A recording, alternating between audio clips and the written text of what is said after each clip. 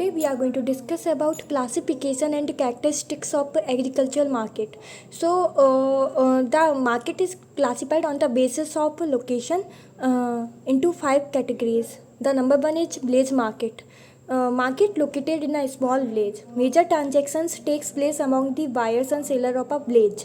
तो village market ऐसे market होते हैं जिसमें जो कि एक स्मॉल विलेज में लोकेटेड होते हैं और इसमें जो मेजर ट्रांजेक्शन्स होते हैं वो buyer and seller of a village के बीच में होते हैं और ऐसे विलेज में ज़्यादातर पेरिशेबल कमोडिटीज से डील किया जाता है. ओके.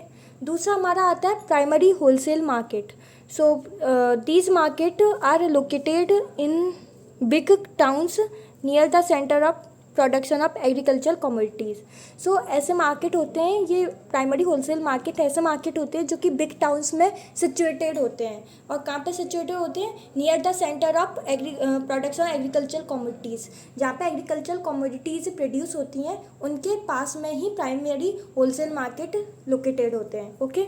और बड़े बड़े टाउन्स में होते हैं. In these market a major part of the produce is brought for sale by the producer farmer themselves. इसमें क्या होता है कि जो फार्मर जो कि प्रोड्यूस करते हैं अपनी कमोडिटीज़ को वो खुद ही आते हैं और यहाँ पे जो ट्रेडर्स होते हैं उनको अपना प्रोड्यूस को बेच देते हैं. तो ऐसे मार्केट को हम बोलते हैं प्राइमरी होलसेल मार्केट, जिसमें जो ट्रांजेक्शन होता है वो फार्मर और ट्रेडर के बीच में होता है. Okay. So transactions in these market usually take place between farmers and traders. Okay, ये थे हमारे primary wholesale market. Now we will discuss about secondary wholesale market. Okay. So these market are located generally in district headquarters or important trade center or near railway junctions. ये ऐसे market होते हैं जो कि district के headquarters के पास situated होते हैं. यहाँ पे ऐसे जगह जहाँ पे ट्रेड सेंटर होता है, जहाँ पर मेजर कमोडिटीज़ को ट्रेड किया जाता है बिटवीन डिफरेंट ट्रेडर्स के बीच में. और ऐसी जगह पे या फिर ऐसी जगह पे होते हैं जहाँ पे रेलवे जंक्शन होता है, ताकि जो कमोडिटीज़ हैं उन्हें रेलवे लाइन के थ्रू अलग अलग लोकेलिटीज़ अलग अलग लोकेशंस पर पहुँचाया जा सके आसानी से. ओके.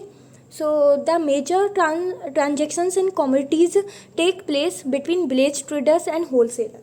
इसमें किसके बीच में होता है transaction? Village traders and wholesaler. इसमें देखिए जैसे हमने प्राइमरी होलसेल मार्केट में डिस्कस किया था कि जो फार्मर थे वो ट्रेडर को अपना प्रोड्यूस या अपनी कमोडिटीज़ बेचते थे. लेकिन सेकेंडरी होलसेल मार्केट में जो ट्रेडर जितना वो कमोडिटी फार्मर से खरीदी वो होलसेलर्स को बेच देते हैं. यानी कि इसमें ट्रांजैक्शन होता है ट्रेडर्स एंड होलसेलर के बीच में. और ये ट्रेडर्स कहाँ से लाते हैं उस कमोडिटी को? डायरेक्ट फार्मर से. और फार्मर से उस कमोडिटी को लाके होलसेलर्स को बेच देते हैं. तो इसमें the bulk of the arrival in these market is from other market. अब ऐसे मार्केट में जो अराइवल होता है, बल्क ऑफ अराइवल होता है, वो अदर मार्केट से आता है. Okay. The produce in these market is handled in large quantities. जो प्रोड्यूस होता है इसमें वो लार्ज क्वांटिटी यानी कि बल्क में हैंडल किया जाता है. यदि ये बल्क में हैंडल किया जा रहा है यानी कि अमाउंट बहुत ज़्यादा है तो इसे सिंगल एजेंसी इसे कंट्रोल नहीं कर सकती. इसलिए इसे मल्टीपल एजेंसीज की ज़रूरत होती है फॉर मेंटेनिंग द फंक्शन और for promoting different marketing function. It needs different agencies. Okay. So there are therefore specialised marketing agencies होती हैं जो कि डिफरेंट मार्केटिंग फंक्शंस को परफॉर्म करती हैं. अब वो एजेंसी कौन कौन सी हुई, जैसे कि कमीशन एजेंट अलग फंक्शन परफॉर्म करेगा, ब्रोकर्स अलग फंक्शन परफॉर्म करेंगे, बेमैन अलग फंक्शन परफॉर्म करेंगे. ऐसी अलग अलग एजेंसीज होती हैं जो कि डिफरेंट फंक्शन को परफॉर्म करते हैं, क्योंकि इतना बल्क को हैंडल करना एक अकेली एजेंसी या एक अकेले व्यक्ति का काम नहीं है. इसलिए इसमें मल्टीपल एजेंसीज होती हैं इतने बल्क को हैंडल करने के लिए. सेकेंड लास्ट हमारा आता है terminal market. Okay. So a terminal market is one where the produce is either finally disposed of to the consumer or processor or assembled for export. अभी ये टर्मिनल मार्केट ऐसे market होते हैं जिसमें जो प्रोड्यूस लाया जाता है बल्क में उसको या तो कंज्यूमर्स को दे दिया जाएगा यानी कि कंज्यूमर्स को डायरेक्टली बेच दिया जाएगा, या फिर उसे प्रोसेसर को दे दिया जाएगा. अब प्रोसेसर क्या करेगा? इसका प्रोसेसर प्रोसेस करके कोई नया प्रोडक्ट बना देगा या फिर उसमें वैल्यू ऐड कर देगा, उसे अच्छी क्वालिटी का या फिर अच्छा उसकी वैल्यू को बदल देगा और उसे हाई प्राइस पर बेच देगा, या फिर उसे असेंबल किया जाएगा एक्सपोर्ट के लिए. Okay. Such market are located either in metropolitan cities और इन सी पोर्ट. अब ऐसे मार्केट कहाँ लोकेटेड होते हैं? या तो मेट्रोपॉलिटन सिटीज़ में होंगे या फिर सी पोर्ट में. जैसे कि इसका एग्जांपल हो गया Bombay market, Madras market, Calcutta market, Delhi market. Okay. So हमारा लास्ट वाला आता है seaboard market. Okay, market which are located near the seashore and are meant mainly for the import and or export of good.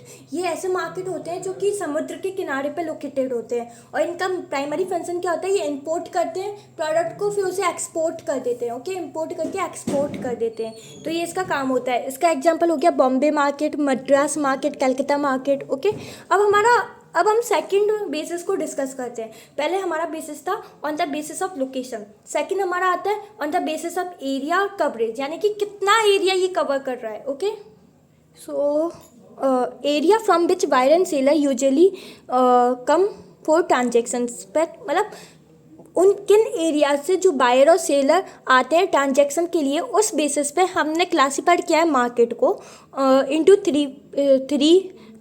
Four groups में. पहला आता है हमारा local और विलेज मार्केट. इसमें आता है जो buying and selling activities are confined among the buyer and the seller drawn from the same village और नियर बाई विलेज.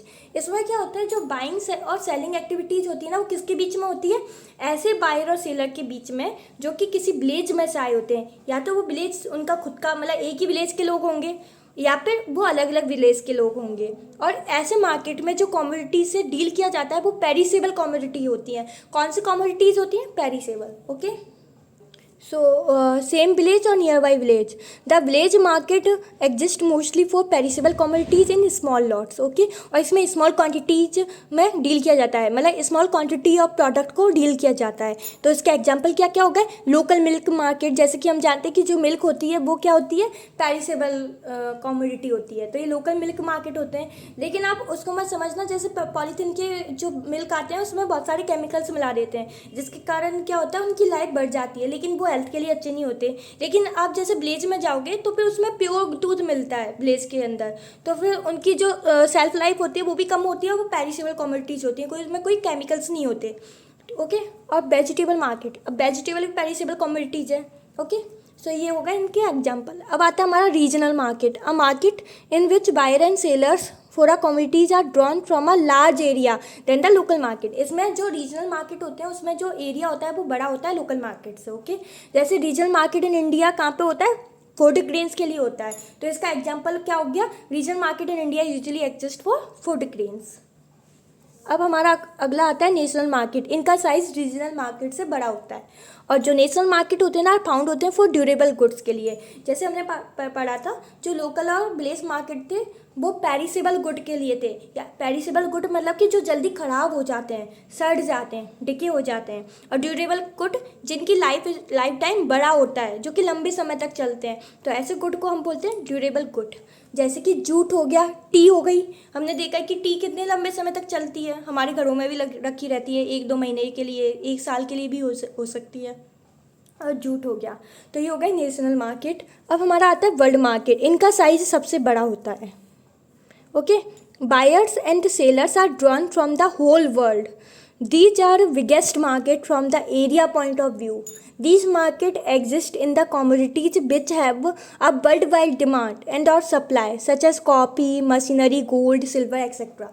तो ये ऐसे मार्केट होते हैं जिसमें बायर एंड सेलर पूरे वर्ल्ड से आते हैं और ये साइज़ के हिसाब से, एरिया के हिसाब से सबसे बड़े मार्केट होते हैं. और ये मार्केट ऐसे होते हैं जो कि ऐसी कमोडिटीज़ के लिए होते हैं जिनकी जो डिमांड है वो वर्ल्ड वाइड है और उनकी सप्लाई भी अच्छी खासी है. जैसे कॉफ़ी है, उसकी डिमांड है वो वर्ल्ड में बहुत ज़्यादा है, हर कोई कॉफ़ी पीना पसंद करता है, इसलिए इसकी जो डिमांड भी बहुत ज़्यादा है, उसकी सप्लाई भी अच्छी है. मशीनरी हो गया एक हमारा, गोल्ड हो गया, सिल्वर हो गया, ये सब किसके एग्जाम्पल है, वर्ल्ड मार्केट के एग्जाम्पल है. पर ऐसा नहीं है कि ये जो गोल्ड और सिल्वर व मशीनरी हुआ ये इंडियन मार्केट में नहीं मिलते हो, ये इंडियन की छोटी मोटी ज्वेलरी दुकान पर भी मिलते हैं. लेकिन हम ओवरऑल एवरेज लेके चल रहे हैं कि इनका वर्ल्ड मार्केट में बहुत डिमांड है और सप्लाई है, इसलिए ये वर्ल्ड मार्केट में आते हैं. ओके, वरना ये लोकल मार्केट में भी मिलते हैं. इनको एक्सपोर्ट किया जाता है, इंपोर्ट किया जाता है. जैसे कि कॉफ़ी होती है जो इंडिया में भी प्रोड्यूस होती है एक दो राज्यों में, और ज़्यादातर हमारे यहाँ इंपोर्ट भी की जाती है अदर कंट्रीज से. ओके, इसी तरह से मशीनरी भी इंपोर्ट की जाती है और हमारे यहाँ भी बनती हैं, तो इनको हम बोलते हैं वर्ल्ड मार्केट.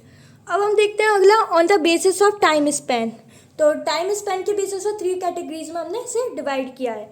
पहला आता है हमारा short period market. The market which are held only for a few hours के लिए हेल्ड किया जाता है, यानी कि ये कुछ ही घंटों के लिए होता है, बहुत शॉर्ट पीरियड के लिए होता है। The produce dealt are highly perishable in nature such as fish, fresh vegetables and liquid milk. इसमें क्या होता है, ये कुछ ही घंटों के लिए होता है, बहुत शॉर्ट पीरियड ऑफ टाइम के लिए होता है। और जो प्रोड्यूस इसमें डेल्ट होते हैं वो हाईली पेरिसेबल नेचर के होते हैं, यानी कि बहुत जल्दी सड़ जाते हैं, डिके हो जाते हैं। और इसका एग्जांपल क्या हुआ, जैसे कि फिश हो गई जो कि सड़ जाती है, उसमें से वो ज़्यादा लंबे समय तक नहीं चल पाती। फ्रेश वेजिटेबल्स, लिक्विड मिल्क हो गया। In these markets, the price of commodities are governed mainly by the extent of demand for rather than by the supply of the commodity. इसमें क्या होता है, जो प्राइस होती है कमोडिटी वो किस बेसिस पर डिसाइड की जाती है। जैसे हमने पढ़ा था लॉ ऑफ डिमांड, या फिर हमने जो फीचर्स देखे थे कॉम्पिटिटिव के, तो उसमें क्या था, अगर प्राइस बढ़ती है तो डिमांड कम होती है, ये था लॉ ऑफ डिमांड। ऐसे लॉ ऑफ सप्लाई क्या था, जब प्राइस बढ़ती है तो फिर सप्लाई क्या हो जाती है, बढ़ जाती है। तो डायरेक्ट रिलेशन था प्राइस और सप्लाई के बीच में। लेकिन लॉ ऑफ डिमांड के हिसाब से प्राइस और डिमांड के बीच में इनवर्स रिलेशन था। लेकिन हमने फीचर्स ऑफ कॉम्पिटिटिव मार्केट में जब हमने पढ़ा था कि हम कैसे परफेक्ट कॉम्पिटिटिव मार्केट की प्राइस निकालते हैं, तो हमने पढ़ा था यदि डिमांड बढ़ेगी तो प्राइस भी बढ़ेगी। ओके, यानी कि डायरेक्ट रिलेशन है। और डिमांड कम होगी तो फिर प्राइस भी कम होगी। ओके, इसी तरह सप्लाई में है, अगर सप्लाई बढ़ेगी तो प्राइस कम हो जाएगी, और सप्लाई कम होगी तो प्राइस बढ़ जाएगी। तो ये हमने पढ़ा था किसमें, परफेक्ट कॉम्पिटिटिव कंपटीशन के केस में हम कैसे प्राइस को निकालते हैं। तो उनमें हमने एक कर्व बनाया था जिसमें हमने डिमांड कर्व बनाया था, एक सप्लाई कर्व बनाया था, जहाँ पे ये दोनों कर्व इंटरसेक्ट करते थे, वहाँ पे प्राइस डिटरमाइन होती थी। ठीक है, चलो अब हम ज़्यादा अंदर नहीं घुसेंगे, इसका मैंने अलग से पूरा लेक्चर बनाया हुआ है, तो आप प्लेलिस्ट में जाके देख सकते हैं, features of perfect competition and features of imperfect competition. Okay, so ये हो गया हमारा शॉर्ट टर्म मार्केट। अब हम देखते हैं long period market. The commodities traded in these market are less perishable होती हैं and can be stored for some time. These are food grains हो सकते हैं एंड ऑयल सीड हो सकते हैं। The price are govern by both the supply and the demand force. Okay, अब long period market ऐसे मार्केट होते हैं जहाँ पे हम कमोडिटीज़ को ज़्यादा लंबे समय तक स्टोर कर सकते हैं, और इसमें जो कमोडिटीज़ का नेचर होता है वो लेस पेरिसेबल होता है। और इसके एग्जाम्पल हो जाते हैं फूड ग्रेन या फिर ऑयल सीड। और इसमें प्राइस कैसे डिटरमाइन होती है, बोथ, यानी कि डिमांड और सप्लाई दोनों से डिटरमाइन होती है प्राइस, डिमांड ऑफ फोर्स और सप्लाई फोर्स से। ओके, अब हमारा लास्ट आता है इसमें third number secular market. These are market of permanent nature, यानी कि इसमें हम ड्यूरेबल कमोडिटी से डील करते हैं, क्योंकि एक ऐसे मार्केट होते हैं जो कि परमानेंट नेचर के होते हैं, जिसमें चीज़ें यदि कमोडिटी सड़ेंगी नहीं तो वो लंबे समय तक मार्केट में रह सकेंगी और उनका ट्रेड लंबे समय तक हो सकेगा। The commodities traded in these markets are durable in nature and can be stored for many years. Market for machineries and manufactured goods. Okay? तो ये हो गया हमारा सेक्युलर मार्केट। अब अगला हम पढ़ेंगे on the basis of volume of transactions. किसके बेसिस पे, on the basis of volume of transactions. इसके बेसिस पे दो तरह के मार्केट होते हैं। पहला आता है हमारा होलसेल मार्केट, और फिर दूसरा हमारा आता है retailer market. Okay, so wholesale market क्या होता है, the commodities are bought and sold in large lot और इन बल्क। इसमें क्या होता है, कमोडिटीज़ को लाया जाता है, बेचा जाता है बहुत ज़्यादा क्वांटिटीज़ में, यानी कि बल्क में। Transactions in these market take place mainly between trader, और इसमें ट्रांजेक्शन किसके बीच में होता है, ट्रेडर्स के बीच में होता है। इसमें क्या होता है कि जो कमोडिटीज़ होती है ना उन्हें लाया जाता है, बेचा जाता है बल्क में, यानी कि लार्ज क्वांटिटी में बेचा जाता है। इसमें जो ट्रांजेक्शन होता है वो ट्रेडर्स के बीच में होता है, यानी कि जो ब्लेज ट्रेडर होगा वो होलसेलर को बेचेगा अपनी चीज़ें, तो होलसेलर अल्टीमेटली कौन है, ट्रेडर ही है। तो इस तरह से इसमें ट्रांजेक्शन बिटवीन ट्रेडर्स होता है। अब हमारा अगला आता है retail market. Okay, the commodities are bought and sold to the consumer as per their requirement. इसमें क्या होता है, जो कमोडिटीज़ होती हैं उनको लाया जाता है, बेचा जाता है कंज्यूमर्स को डायरेक्टली बाय द रिटेलर के द्वारा, यानी कि इसमें जो कंज्यूमर्स हैं वो डायरेक्टली रिटेलर से उस कमोडिटी को खरीदते हैं अपनी रिक्वायरमेंट के हिसाब से। जैसे कि आपने देखा होगा कि हम किसी शॉप पे जा रहे हैं तो वहाँ पे हमें सोप वगैरह मिलते हैं, साबुन वगैरह हमने खरीदे, या फिर हमने दाल वगैरह खरीदी, चावल खरीदे, तो हम डायरेक्ट वो रिटेलर से खरीद रहे हैं, क्योंकि हम कौन है, कंज्यूमर्स हैं। लेकिन हम यदि उसे फार्मर से खरीदेंगे तो फिर वो एक तरह से रिटेल मार्केट नहीं होगा। जैसे कुछ ट्रेडर्स होते हैं वो फार्मर से खरीदते हैं, फिर वो होलसेलर को बेच देते हैं, ठीक है। ट्रेडर्स होलसेलर को बेच देते हैं, होलसेलर किसको बेचेंगे, रिटेलर को, और रिटेलर से डायरेक्टली कौन खरीदेगा, हम, यानी कि कंज्यूमर। जैसे कि आपने देखा होगा, जैसे कि हमने वेजिटेबल्स खरीदते हैं किसी ठेली वाले से, तो भी वो कौन हुआ, एक तरह से रिटेलर हुआ, और हम जो खरीद रहे हैं हम कंज्यूमर हुए, जो कि हमें सब्जी की नीड थी तो हमने उस ठेली वाले से सब्जियां खरीदी, तो फिर वो हमारी नीड को सेटिस्फाई करने के लिए, तो वो हुआ retailer. Okay, transaction takes place between retailer and consumer.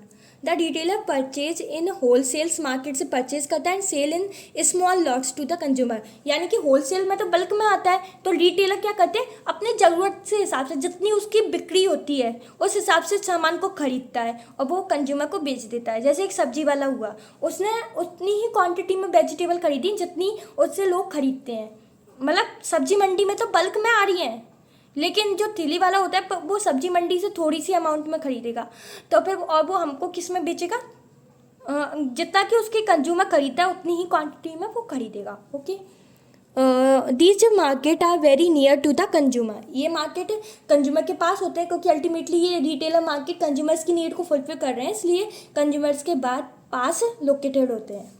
अब फिफ्थ हमारा होता है on the basis of nature of transactions. तो इसमें हमारा दो टाइप के आते हैं, एक होता है स्पॉट और cash market. A market in which good are exchanged for money immediately after the sale. इसमें क्या होता है, ये ऐसे मार्केट होते हैं जिसमें गुड को डायरेक्टली बेच दिया जाता है मनी के एक्सचेंज में। यानी कि हम कोई भी चीज़ खरीद रहे हैं और हमने मनी दी उस गुड के लिए, तो वो हुआ हमारा कैश मार्केट। यानी कि मनी से हम एक्सचेंज कर रहे हैं किसी गुड का अपनी नीड को सेटिस्फाई करने के लिए। ओके, अब हमारा आता है forward market. A market in which the purchase and sale of a commodity takes place at time T, but the exchange of the commodity takes place on some specified date in future, that is time t+1। इसका मतलब क्या हुआ, ये बहुत confusing sentence है, इसे जब मैं पढ़ रही थी तो मुझे भी बहुत ज़्यादा कन्फ्यूजन हुआ था कि आखिर इसका मतलब क्या हुआ।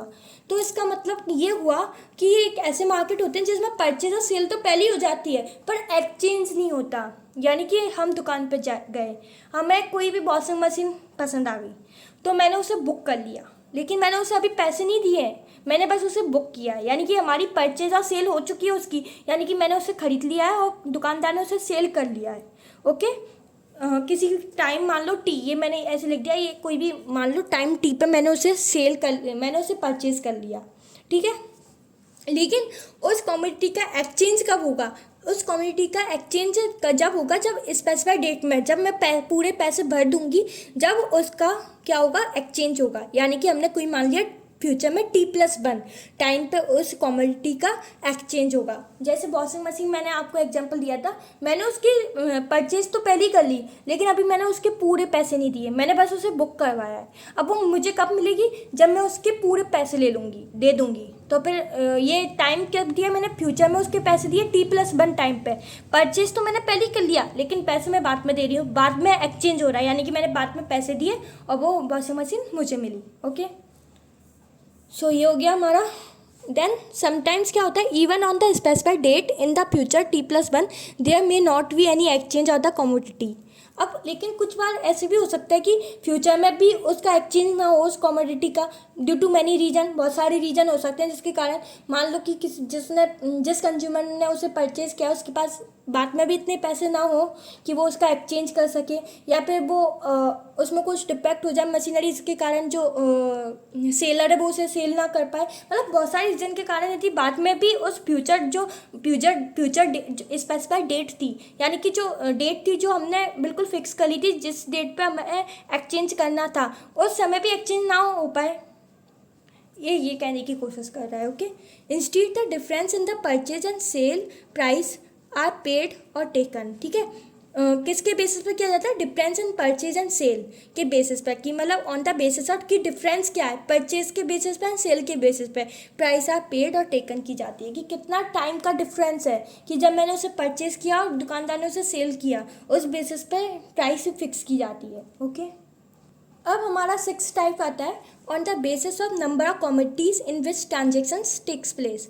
अब इसके बेसिस पर दो टाइप्स में डिवाइड की गई हैं, general market and specialised market. Okay, general market, a market in which all types of commodities such as food हुआ, ग्रेन हुआ, oilseed, fibre crops, good etcetera are bought and sold. These market deal in a large number of commodities. इसमें क्या होता है, जो number होता है commodities का, यानी कि उनके जो टाइप्स हैं वो अलग अलग होते हैं। जैसे एक मार्केट है, उसमें गुड़ भी मिल रहा है, उसमें फाइबर क्रॉप्स भी मिल रही हैं, उसमें ग्रेन्स भी मिल रहे हैं, फूड भी मिल रहा है, ऑयल सीड भी मिल रहा है, यानी कि वो वाइड मार्केट है, उसमें बहुत सारी कमोडिटीज से हम डील कर रहे हैं। तो ऐसे मार्केट को हम बोलते हैं general market. Okay, I think this is very clear to all of you.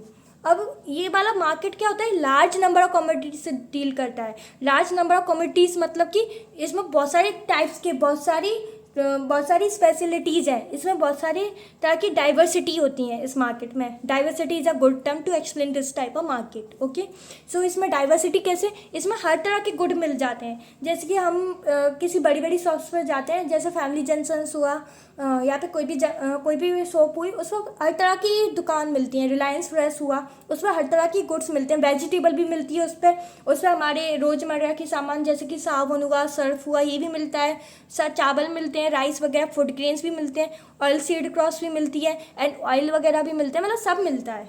इसका मतलब यही है। अब हमारा अगला आता है specialised market. A market in which transactions takes place only in one और टू कमोडिटीज़ के बीच में होता है, यानी कि स्पेशलाइज्ड मार्केट है। यानी कि अगर ये फूड ग्रेन का मार्केट है तो उसमें फूड ग्रेन ही मिलेंगे और कुछ नहीं मिलेगा। ओके, जैसे मैन्युफैक्चर गुड में, जैसे कि लैपटॉप वगैरह का मार्केट है, टीवी वगैरह का मार्केट है, तो उसमें ये ही मिलेगा, यानी कि इसमें ऑटोमोबाइल्स ही मिलेंगे और कुछ भी नहीं मिलेगा। ठीक है, for every group of commodities separate market exist करते हैं। ओके, जैसे कि फूड ग्रेन्स के लिए अलग मार्केट, वेजिटेबल मार्केट अलग होगा, जैसे मंडीज वगैरह होती हैं, वूल मार्केट अलग होगा, कॉटन मार्केट अलग होगा। ठीक है, ये स्पेशलाइज्ड मार्केट में आता है। अब अगला हमारा टाइप है on the basis of nature of commodities. Okay, commodity market आता है, इसमें दो टाइप ही आते हैं। A market which deals in goods and raw material such as beet, barley, cotton, इनसे डील करता है। लेकिन जो कैपिटल मार्केट होता है ना, the market in which bond, share, securities are brought and sold, इसमें क्या होता है, कमोडिटी मार्केट में हम कमोडिटीज से डील करते हैं। जैसे कि हम फूड से कर लेंगे, बीट से कर लेंगे, कॉटन से कर लेंगे, यानी कि इसमें कमोडिटीज़ को बेचा जाता है, पैसों का लेन देन नहीं होता। सॉरी, पैसों से तो खरीदा जाता है, लेकिन जो कैपिटल मार्केट होता है ना, इसमें हम बॉन्ड वगैरह को बेच देते हैं। जैसे हमने कोई बॉन्ड करा रखी है, या फिर हमें कोई डायरेक्ट फिक्स्ड डिपॉजिट वगैरह करवा दिया, तो हमने उसे बेच दिया। तो ऐसे मार्केट को हम क्या बोलेंगे, कैपिटल मार्केट। जैसे शेयर मार्केट हुआ, उसमें हम शेयर्स को खरीदते हैं, शेयर्स को बेचते हैं, तो उसको हम क्या बोलेंगे, वो कैपिटल मार्केट के अंदर आता है। ओके, जैसे इसके एग्जांपल हो गए money market and share market. I think this is very clear to all of you.